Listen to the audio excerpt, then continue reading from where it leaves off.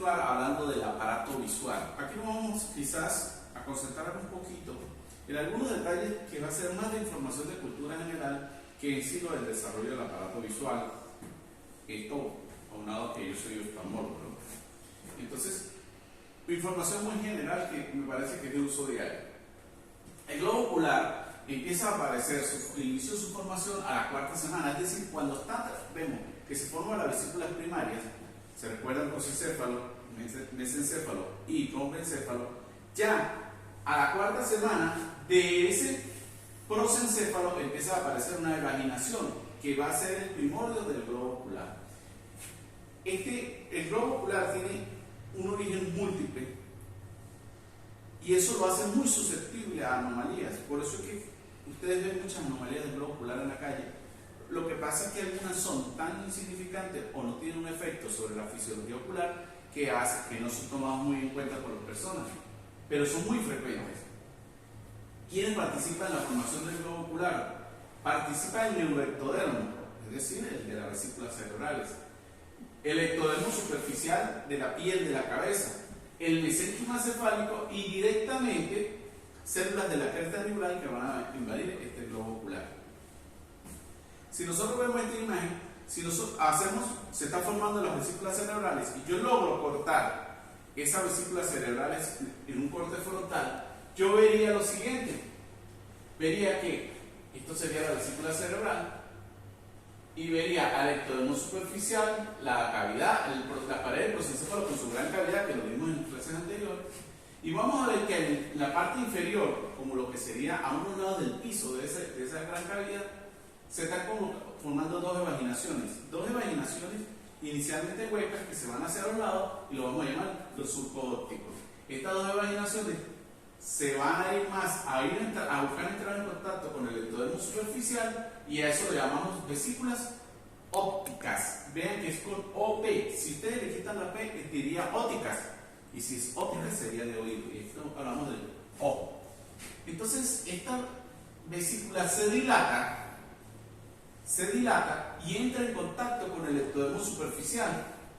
Esto produce una cascada de señales químicas de activadores moleculares que van a inducir a que ese ectodermo superficial se engrose, se transforme, ese ectodermo en contacto con la vesícula óptica se transforme en la que vamos a llamar la placoda del cristalino y la vesícula se estrecha hacia la porción más interna, es decir, hacia la altura del prosencéfalo, y su porción más distal, la que está en contacto con el ectodermo, se dilata. Cuando esto sucede, ya dejamos de llamarlo vesícula y lo vamos a empezar a llamar copa. ¿Por qué? Porque parece una copa. Tiene forma de copa donde tiene una porción interna, que es donde nosotros colocaremos el líquido, y tiene un tallo donde nosotros lo agarramos.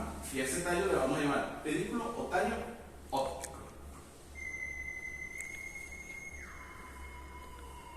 ¿Qué pasa acá?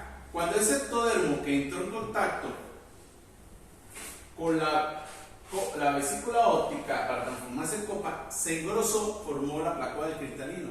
Y a medida que se va engrosando, se va hundiendo en todo este mesénquima que está aquí y empieza a formar como una burbuja. Esa estructura que mientras se mantenga en contacto con el ectodermo superficial lo vamos a llamar vesícula cristaliniana.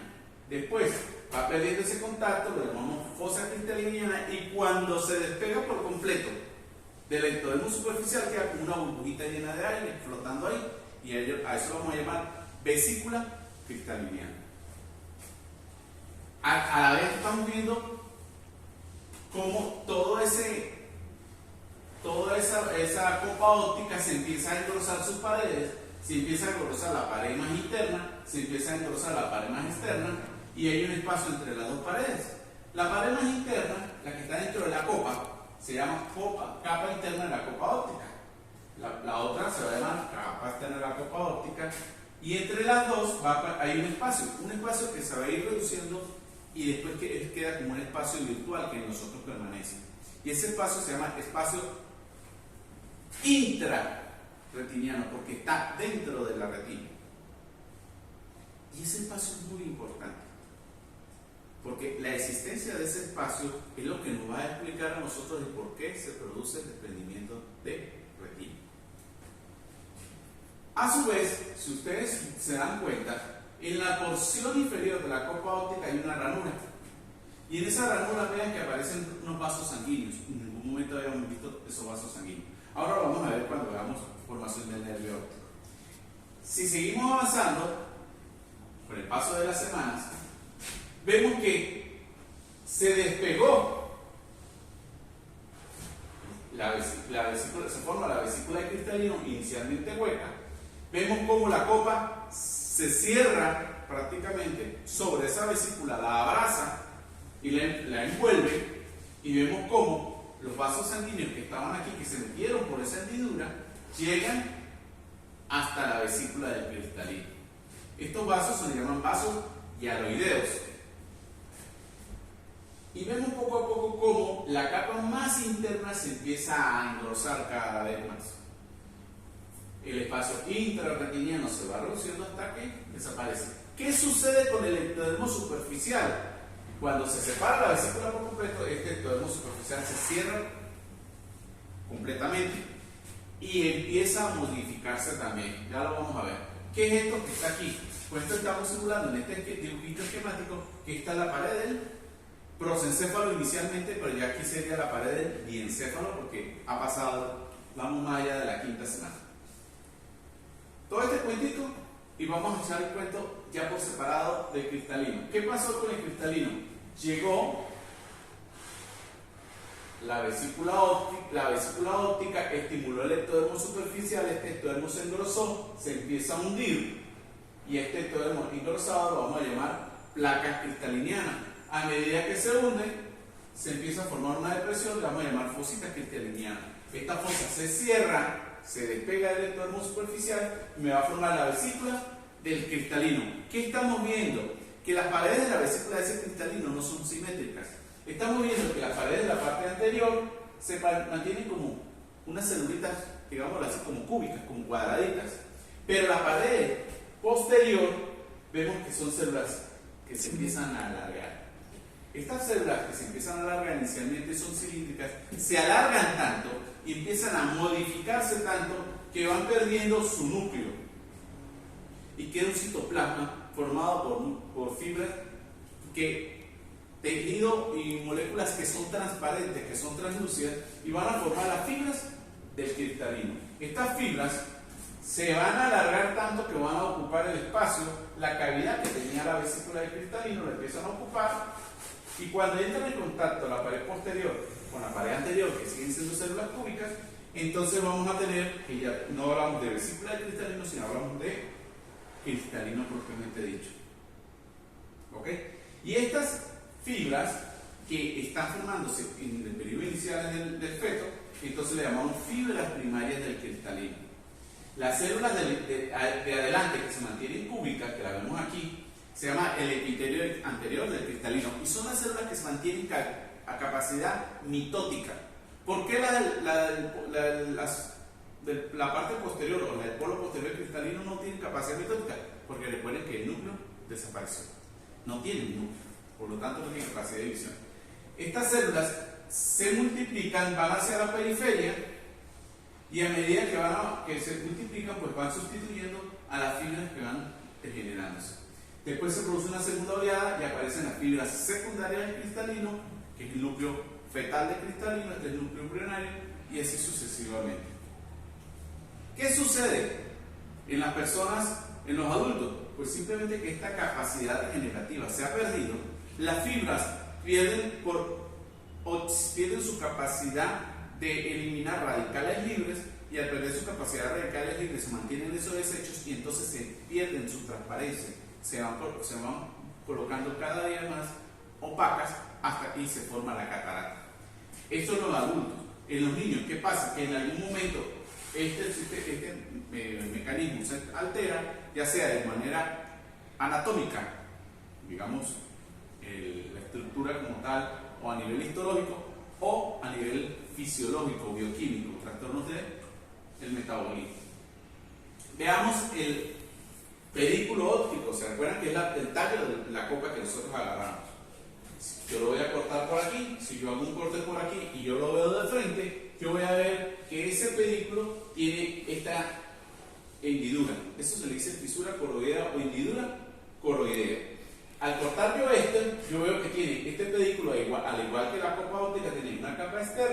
y una capa interna. Y en su interior, en la hendidura que tiene ahí, tenemos una fisura y le llamamos fisura coroidea o fisura hialoidea. En el centro de esa fisura hay mucho mesénquima. Y ese mesénquima se empieza a modificar, se empieza a transformar y aparecen unos vasos sanguíneos que son los vasos hialoideos.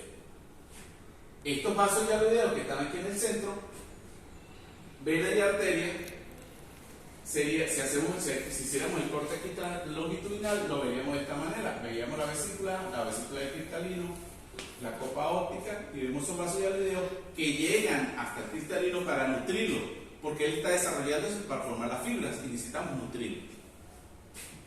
Entonces, ¿qué sucede?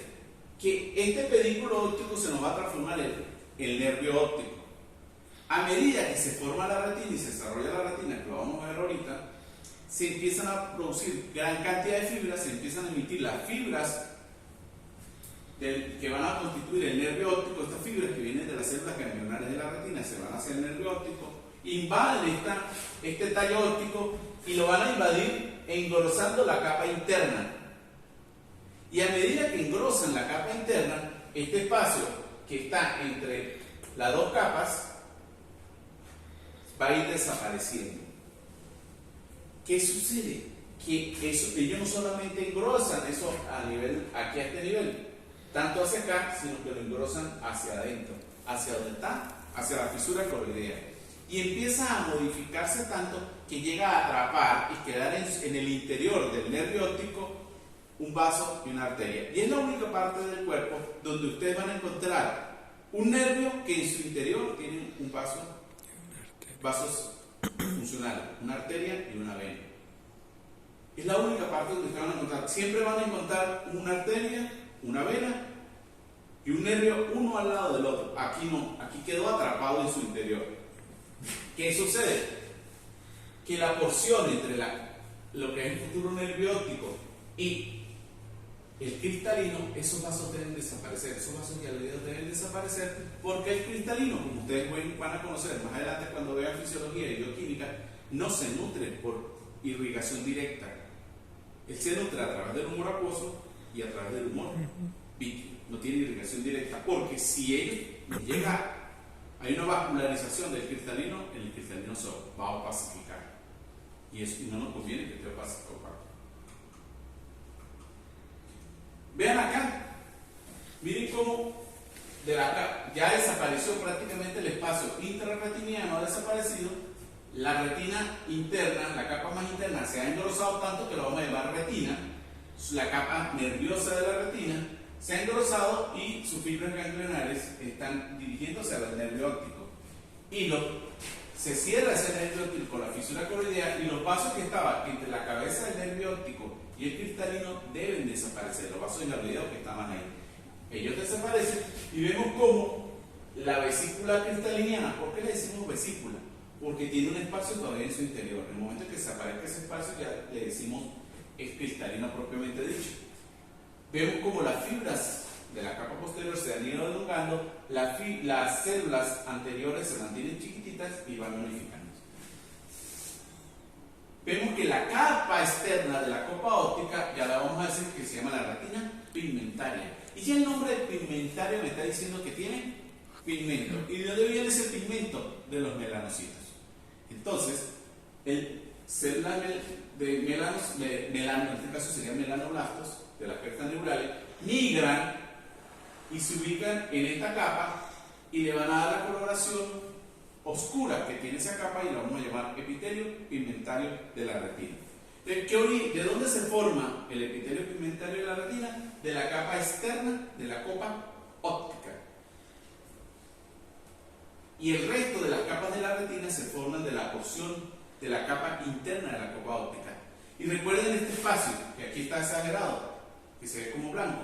Recuerden que ese es el espacio intrarretiniano y ese espacio no desaparece. Nosotros nos mantenemos.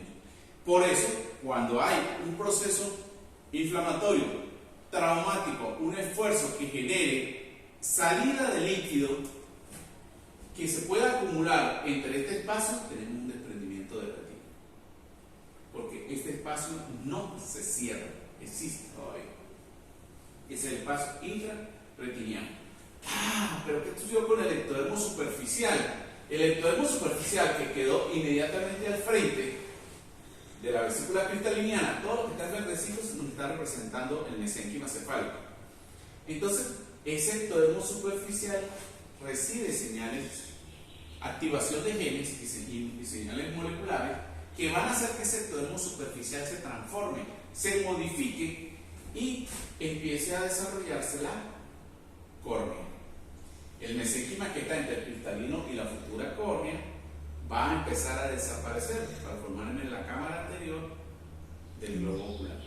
Y por fuera vemos que el ectodermo se empieza a plegar, se empieza a doblar para formarme un esbozo que lo estamos llamando aquí pliegue palpebral superior, pliegue palpebral inferior. Es decir, va a ser el esbozo que se va a desarrollar para formar los párpados.